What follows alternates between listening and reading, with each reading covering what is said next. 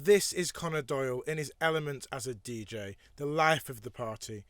But the reality of his life last year was very different.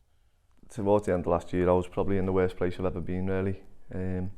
Relationship broke down, and that time of year is when I lost a couple of people close to me in previous years. So around that time of year, usually, I think with the breakdown in the relationship, which didn't help, and then it just sort of spiraled from there, really, end up in a really dark place.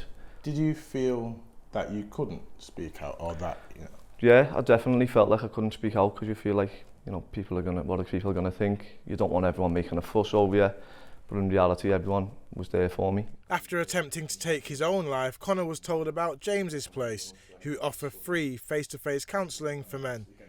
I knew I needed help. There was no alternative, really. So when I walked in, I was cautious, I was scared probably. You're feeling very vulnerable at that time as well. But it was the best thing I could have ever done. Today, the government has announced a new strategy to tackle suicide rates in the country, identifying the most at-risk groups. We really welcome the new strategy. We're really pleased that they have identified the men that we see. We see a lot of middle-aged men here as a high-risk group, and I guess we're looking forward to seeing what the next steps will be and how that strategy will be funded across the whole sector.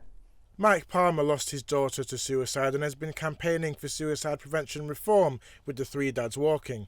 Ministers have now said that schools will have mental health support teams in place, a step in the right direction.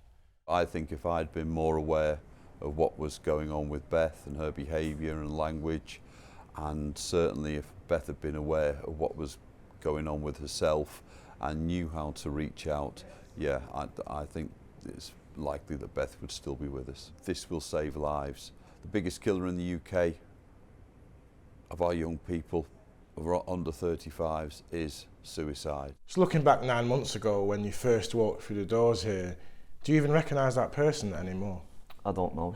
That person's gone now. There's always light at the end of the tunnel, and I'm in the best place I've ever been now.